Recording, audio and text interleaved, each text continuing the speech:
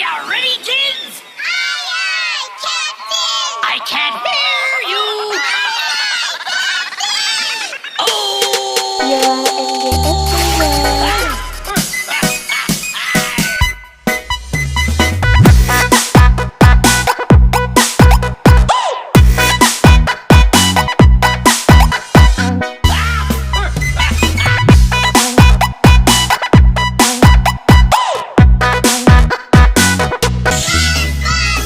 Ready? SpongeBob SquarePants! SpongeBob SquarePants! SpongeBob SquarePants! SpongeBob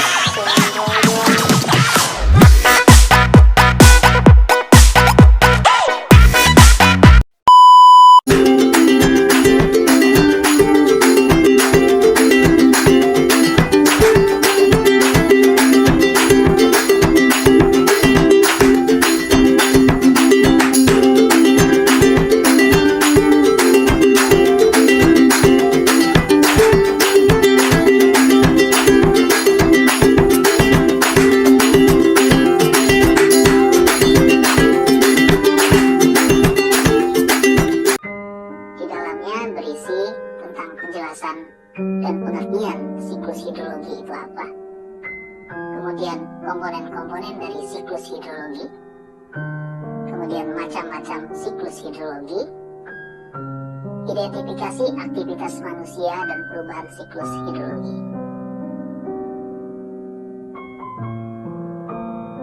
Siklus hidrologi sebagai salah satu bagian dari 4 siklus biogeokimia yang berlangsung. Jadi ada 4 siklus di bumi ini yang berlaku. Yang pertama adalah siklus air, kemudian ada siklus oksigen dan karbon dioksida, kemudian ada siklus nitrogen, dan ada siklus fosfor. Nah, siklus hidrologi atau siklus air ini menjadi bagian dari siklus geokimia yang berlangsung di bumi. Nah, apa itu siklus hidrologi? Nah, ternyata siklus hidrologi itu adalah merupakan siklus atau sirkulasi air yang berasal dari bumi, kemudian menuju ke atmosfer, serta kembali lagi ke bumi yang berlangsung secara terus-menerus.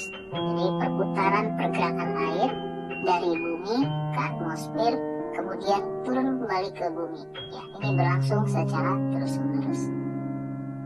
Nah, karena bentuknya memutar dan berlangsung secara terus-menerus, inilah yang menyebabkan mengapa air tidak akan habis di permukaan bumi, karena siklusnya berlangsung secara terus-menerus. Nah, tahapan kejadiannya siklus hidrologi itu seperti apa? Jadi pada suatu saat karena adanya pemanasan oleh sinar matahari, maka air yang ada di laut itu akan menguap ya melalui proses yang namanya evaporasi. Nah, apa itu evaporasi? Evaporasi itu adalah peristiwa berubahnya air yang ada di permukaan bumi menjadi uap air dan naik ke lapisan atmosfer. Nah, evaporasi ini terjadi karena temperatur yang cukup tinggi sehingga molekul air yang ada di permukaan bumi memperoleh energi yang cukup untuk memisahkan diri dari air yang ada di permukaan. Jadi karena pemanasan yang berlangsung terus-menerus, maka si molekul airnya melepaskan dari airnya, ya, dari zat cairnya tersebut. Nah, kemudian penguapan juga terjadi pada yang namanya tumbuhan atau jasad hidup ya. Ini nanti ada penguapan dari jasad hidup tumbuhan yang kita kenal sebagai transpirasi.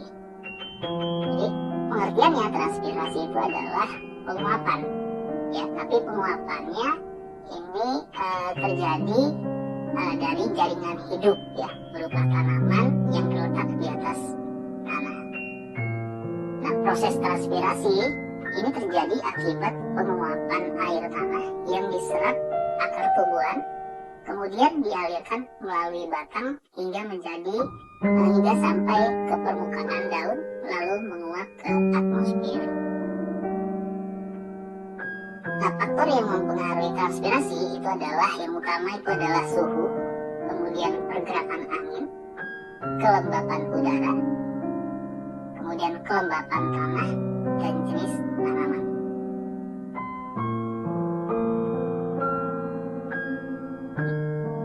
Ketika evaporasi dan transpirasi ini terjadi secara bersamaan, maka itu yang kita sebut sebagai evapotranspirasi. Jadi ketika evaporasi dan transpirasi terjadi bersamaan, maka prosesnya disebut sebagai evapotranspirasi. Ya, faktor yang mempengaruhi tentu saja meningkatnya suhu akibat radiasi matahari dan pergerakan angin serta kelembapan. Nah, ini yang menyebabkan terjadinya evapotranspirasi. Nah, selain evapotranspirasi, juga terjadi penguapan pada gunung, ya, di atas gunung es itu, yang namanya sublimasi. Kita kenal sebagai sublimasi. Apa itu sublimasi? Sublimasi merupakan penguapan yang terjadi di kutub atau puncak gunung, di mana adanya proses perubahan es menjadi uap air tanpa mengalami fase cair terlebih dahulu. Jadi es langsung menguap karena pemanasan matahari. Nah, ketika uap-uap air akibat proses evaporasi dan transpirasi tersebut itu berubah menjadi uap-uap air, maka pada suatu ketinggian tertentu, maka uap air itu akan mengalami kondensasi, ya, atau pengembunan. Nah, kondensasi ini secara pengertian adalah perubahan wujud uap air menjadi partikel-partikel titik air dengan ukuran yang sangat kecil setelah proses penguapan. Nah, kondensasi dipengaruhi oleh suhu udara pada ketinggian tertentu. Ya, partikel-partikel air kemudian akan saling berdekatan dan akhirnya membentuk yang namanya awan. Jadi, evaporasi terjadi, transpirasi terjadi, kemudian dia naik ke atas sampai pada ketinggian tertentu, maka akan mengalami proses kondensasi atau pengembunan. Uap-uap air itu menjadi titik-titik air yang sangat kecil, kemudian bersatu, itu membentuk awan. Nah, selanjutnya karena ada angin, maka awan-awan tersebut akan bergerak menuju daratan karena ada angin dan perbedaan tekanannya, perbedaan tekanan. Jadi dia akan digerakkan oleh angin. Di proses pergerakan awan itu namanya adveksi. Kemudian pada suatu saat ketika awan-awan itu sudah berkumpul dan mencapai titik jenuhnya, maka akan terjadilah yang namanya presipitasi. Nah, apa itu presipitasi? Presipitasi adalah perubahan wujud uap air menjadi curahan atau jatuhnya air dari atmosfer ke permukaan bumi, atau yang lebih dikenal sebagai hujan.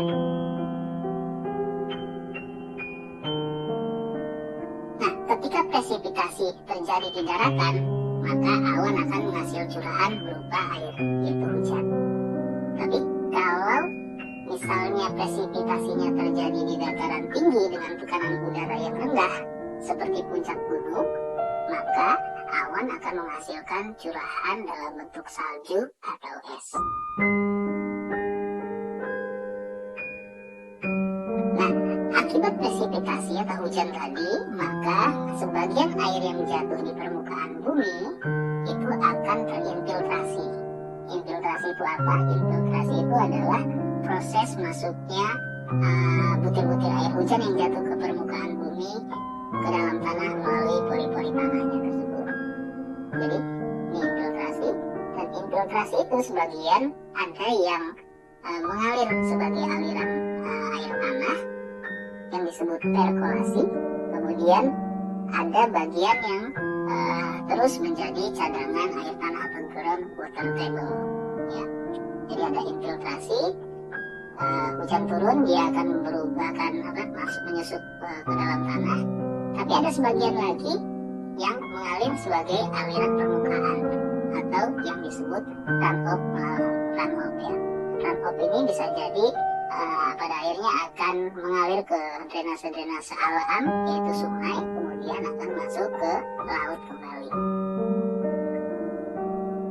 Nah, proses ini secara keseluruhan ketika terjadi penguapan atau evaporasi, transpirasi, kemudian terbentuknya awan akibat kondensasi, kemudian terjadinya hujan atau presipitasi, lalu hujan turun di atas permukaan bumi, infiltrasi dan runoff, itu akan mengalir kembali ke laut, airnya akan mengalir kembali ke laut. Ini yang disebut sebagai siklus hidrologi.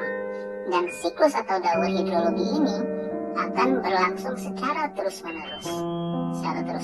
Ini yang mengakibatkan air di permukaan bumi ini tidak akan pernah berkurang.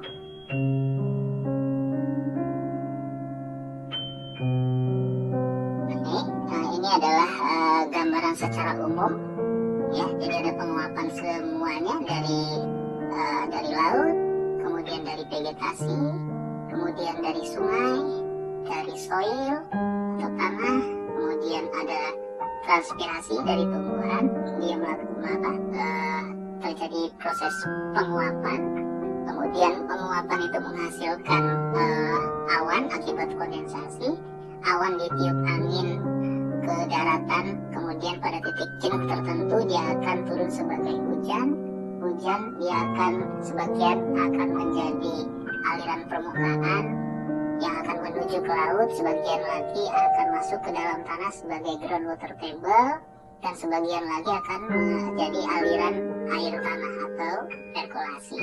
Nah, semuanya akan kembali ke tanah seperti ini.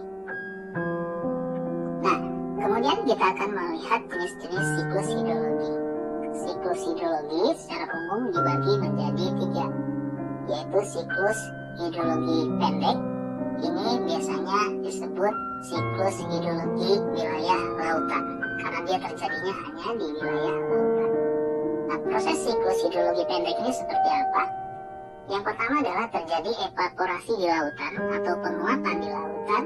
Hasil penguapan itu terjadi kondensasi, jadi uap-uap air tadi itu terkondensasi sampai pada ketinggian tertentu, dia akan menjadi butir-butir air, ya. Butir-butir air itu akan bersatu, kemudian terbentuk awan. Kemudian awan mengalami adveksi, muncul adveksi, kemudian dia akan turun sebagai hujan, yang jatuh sebagai hujan. Namun presipitasinya masih berlangsung di wilayah lautan. Nah, seperti ilustrasi seperti ini. Jadi evaporasi terjadi di lautan, terjadi kondensasi, kemudian akibat angin teradveksi awannya tersebut, kemudian akan jatuh sebagai hujan sebelum dia mencapai daratan. Nah, ini siklus pendek hidrologi. Kemudian siklus tengah hidrologi atau siklus sedangnya itu biasanya terjadi di wilayah daratan dekat lautan, ya. Jadi prosesnya adalah sama, ada evaporasi, kemudian ada kondensasi, ada adveksi, kemudian terjadi presipitasi, turunnya di wilayah daratan. Kalau tadi siklus pendek turunnya di laut, kalau ini terjadinya di daratan.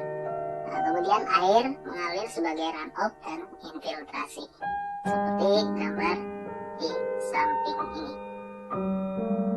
Nah, bagaimana kalau siklus yang ketiga, yaitu siklus hidrologi,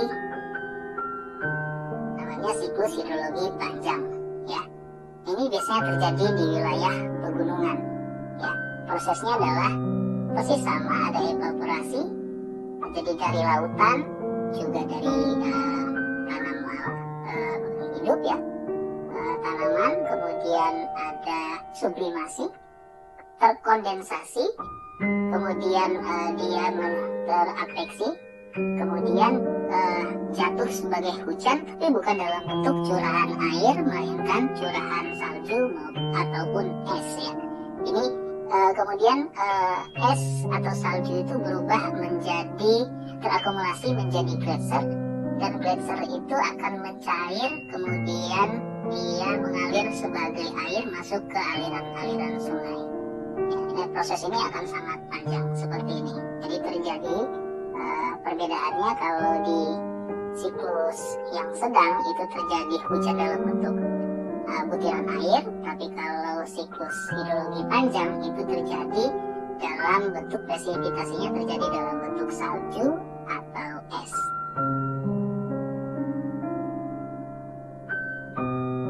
Nah, kemudian kita akan melihat aktivitas apa saja yang dapat mengganggu siklus hidrologi. Yang pertama adalah penebangan hutan. Nah, penebangan hutan ini akan mengganggu besarnya siklus hidrologi, khususnya pada proses transpirasi. Kita ingat bahwa transpirasi tadi adalah proses penguapan yang terjadi akibat penguapan yang terjadi di dalam biomasa yang hidup, ya, seperti tanaman tadi. Nah, jadi karena sudah banyak yang pohon yang ditebang, maka akan mengganggu proses transpirasi. Kemudian yang lain adalah yang mengganggu adalah kebakaran. Ini hampir sama. Jadi kebakaran hutan juga akan mengganggu proses transpirasi yang terjadi di dalam siklus hidrologi. Kemudian yang lain adalah siklus hidrologi juga ini terganggu akibat adanya proses pembangunan. Jadi perubahan tutupan lahan itu akibat pembangunan ini juga akan sedikit banyak akan mengganggu proses siklus hidrologi. Ya, walaupun pembangunan itu berdampak positif buat kita, namun setidaknya pembangunan harus memperhatikan atau berwawasan lingkungan. Yang lain adalah proses pencemaran udara. Nah, industrialisasi ini mengakibatkan juga terganggunya namanya siklus hidrologi. Ya, siklus hidrologi. Jadi pencemaran udara ini menyebabkan pemanasan global sehingga proses penguapan itu sering lebih banyak terjadi. Akibatnya banyak turun hujan. Ketika curah hujannya terlalu tinggi, maka akan menyebabkan yang namanya bencana seperti banjir. Kemudian yang lain juga adalah pencemaran air. Nah, ini jadi beberapa tadi yang saya sampaikan adalah aktivitas manusia yang dapat mengganggu siklus hidrologi.